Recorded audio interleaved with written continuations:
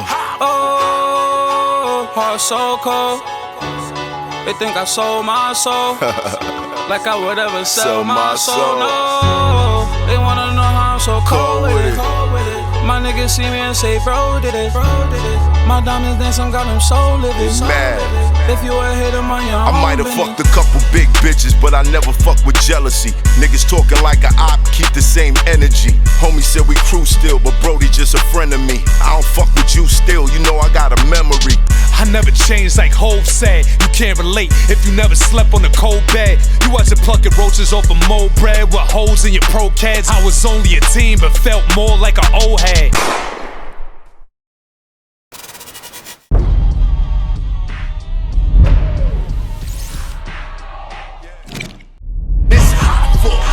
Trapper turn smack rapper. Only smack rapper that you know is smack rapper. Would you ever want to sign to a major label again? No, I tell them no all the time.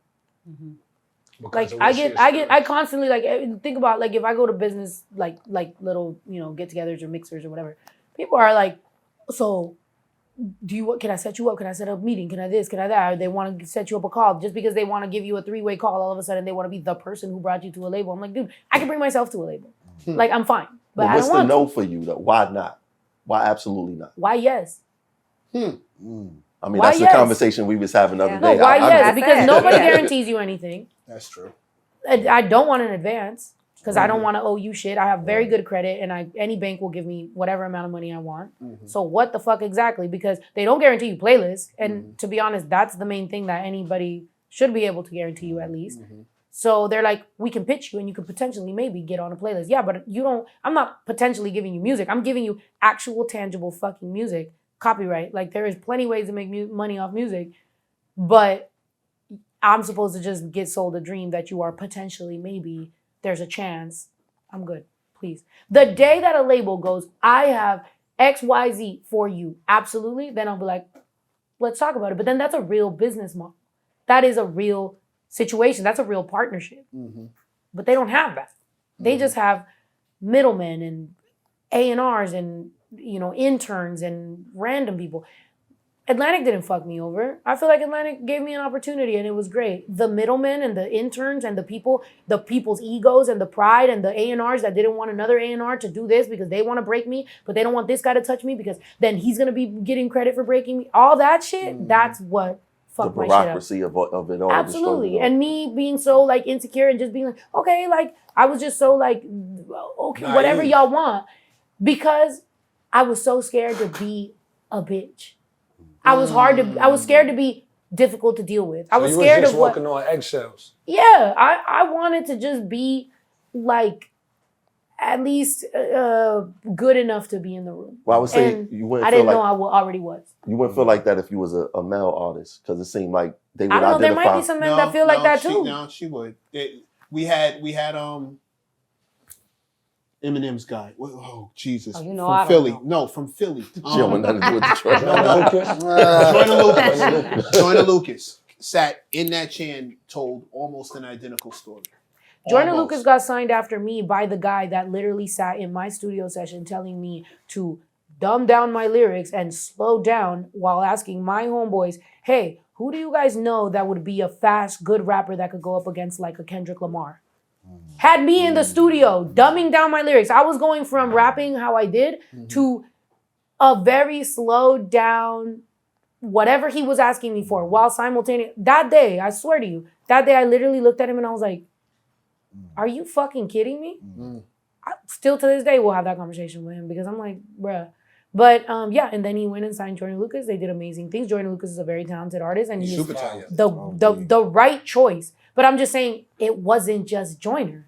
You had me in the studio prior and you were telling me to dumb down. I wonder why. That's a great question.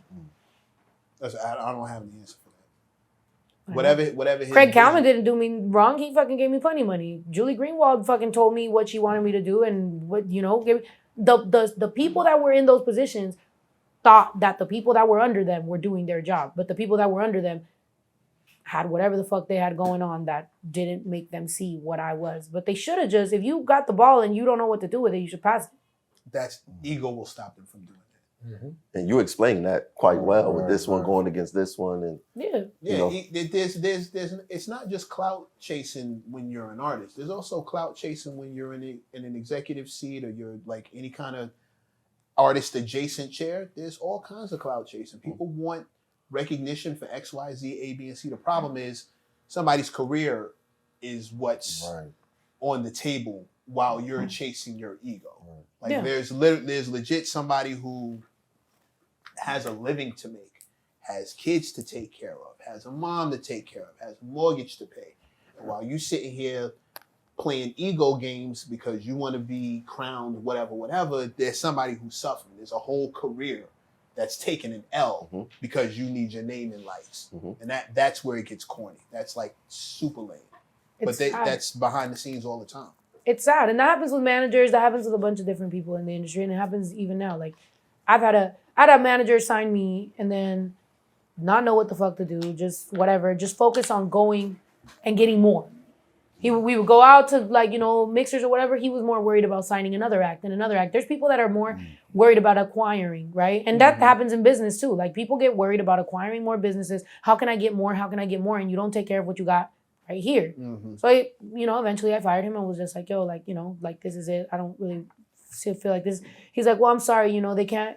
He was like, you know, you get a lot of artists and stuff and they can't all be home runs. I'm like, well, I'm sorry that I was a fucking foul ball because what the fuck? To this day, like, we still, you know, here and there see each other, but it's unfortunate because we could have done great things, but whatever. Well, when the business doesn't align, if he had an idea for you to do this and your idea was to do, he didn't have an idea for me to do anything. He was only worried about acquiring a male version of me. It's always kind of been that. It's always kind of been like, I'm a really good rapper, but they want the male version of me. Always. Which is like, great. Why do you think that is? They're men and they are very big fans of other men. But do you think that the industry do you think that the industry tries to make one type of woman or push one image of women? Look, I think femininity is beautiful, the reason that I'm attracted to it. So I can see why the industry would like women in that. I can also see why when there is a more masculine dressing woman, they want her to be ultimately masculine, then they only want one at a time. Right. I feel like there's always kind of just like one more masculine dressing woman at a time. And with women that are more feminine, I think, yeah, there's more room to maybe, and that's good. I just think, I wish that there would be a little bit more, you know, diversity among women. And also a little bit more respect for women that maybe dress more like me. Like, just, or maybe just we're not respect guys. them for their talent. Yeah. Right. So, like, this is obviously a conversation that's been going on for 30 years in hip hop, right? Yeah. So I feel like it's a good one. Like, I want to hear more from you, but I almost feel like we're dancing around it. Like, we know what it is. Yeah. Like, we know what it is. We know what the industry looks for in women. Yeah, like, but is an that's argument never for us to say it, right? Because it's like, if me and you have a whole conversation right now about everything that's wrong with the industry that's against women, but we're women, everyone in this room is just going to chalk it up to the fact that we're women complaining about how hard we have it. So I can't say it. I can't tell you I'm the best fucking rapper because the internet's going to say, oh, she's a fucking this or that. I can't say any of that shit. It's up to other people to fucking say it. Okay, well, let me say it. You can. Because I can say it. You can. I say it all the time. 100% vehemently disagree. Damn. I could not disagree. He wants to argue for the rest of the day. Yeah. She's going to call me sassy when I win. I don't have to. She did. Like I said. You're going to call me sassy when I win. No, No. I completely disagree with you for all the right reasons. I think you're telling the truth. Mm-hmm. I don't think you're making anything up. But I think somebody has to put a line in the sand and say something. I think somebody's always got to be the first, right? And I think 9 times out of 10, like we were talking about a second ago, your careers like yours, suffer not because of lack of talent, which is the only reason why a career should ever suffer is because somebody doesn't have talent. I don't think talent is an issue. I think there are bad executives. And I think we overlook bad executives when they do anything other than jerk you on paperwork. I think but they're all there's getting so fired. many different ways to be a bad executive. You can lack imagination. look at what she ended up doing on her own with her own vision. If somebody would have had the imagination, if somebody would have had the vision, or at least have the imagination to see her vision. Maybe it's not yours. Maybe it's not the picture, the thing that you know works, right? Which is all the executives want because they don't want to get fired. They don't want to bring something to the table that doesn't work. So your guy who's manager is always going to be looking for the next thing because he has all these thoughts in his head that go the other way. She's a woman. What if she gets pregnant again? She might want to stop. She might want to back off. Women are expensive. Maybe that's, I got to find a guy. And I got to hurry up before something happens on this end. Bad executive.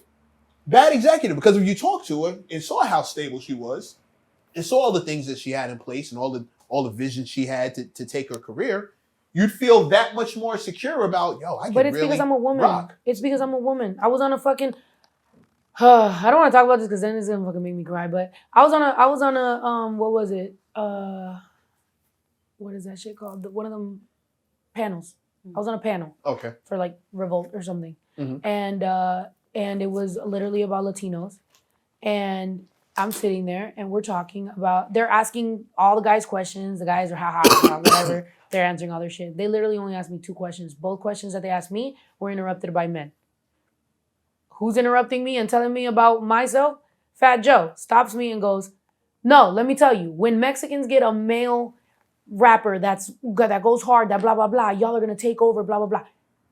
Everybody knows that it's going to be a man, especially in cultures like Latin cultures or like Mexicans, where it's like they need a man. It's not gonna be me. It was never gonna be me. It's like that sound on fucking TikTok. Do you get the recognition that you're supposed to get from them? She was on the panel, but not the respect. No, I'm talking about from the Mexican community. I think the Latin community. I think that's something that's like, again, up in the air. But unfortunately, I think in our people, they don't even they would probably need me to not be around anymore for me to get the respect that I'm probably gonna end up getting. And I figured that out a long time ago, which is why I don't look for it. But that's why I don't look for it, because at the same time, it's just kind of like, I get it. It's gonna have to be a man. Like in our culture, the macho thing, I mean, it fucking literally is in Spanish. Macho, machista, that whole shit is, they want it to be a man. I get it. Fat Joe wasn't fucking wrong. What did suck was that I only got asked, the questions I got asked, it's like it was a clear example of exactly why a woman can't do what I'm supposed to do, is because they're gonna ha he he laugh, interrupt me and whatever. And I'm just sitting there like, I'm like, I deserve to be here too as a woman. Like they're asking me a question because I deserve to be on this panel, but they're not gonna listen to me. And it's a panel about Latinos. And it's like, okay, cool. And it was embarrassing, but whatever.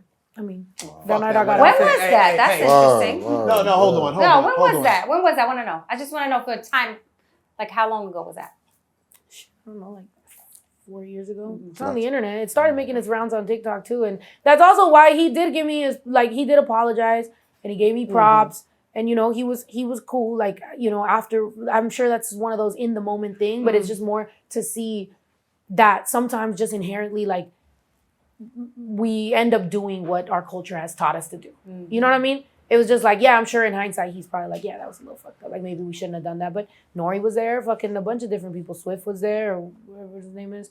Yeah, like, you know, it just sucks. But it's okay.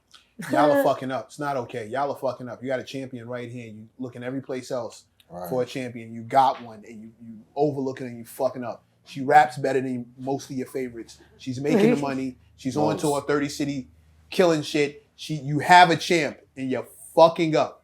You're going to get some half-ass, low-budget version of her, and you're going to accept him because it's a dude. Meanwhile, one of your best is sitting right here, and you're fucking up. You clean fuck that up. Just remember I told you, you fucking up. Too much custom, man. Fucking up. The whole interview just got. The whole interview just got. You're gonna get censored the whole episode. I know, man. Get flagged. Hey, look, I'm sassy. Fuck. Yo. Sassy with the cursing. You said. Oh. Yo, question, right? If music wasn't on the table, wasn't part of your life, like, have you ever seen yourself doing anything else? Besides farming? Nope. Besides farming. Apparently farming is right there. Why you giving me mixed signals? Let's be honest, you want some dick in you. Or you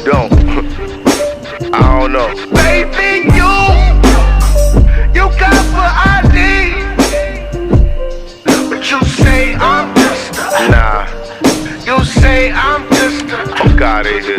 Stop playing with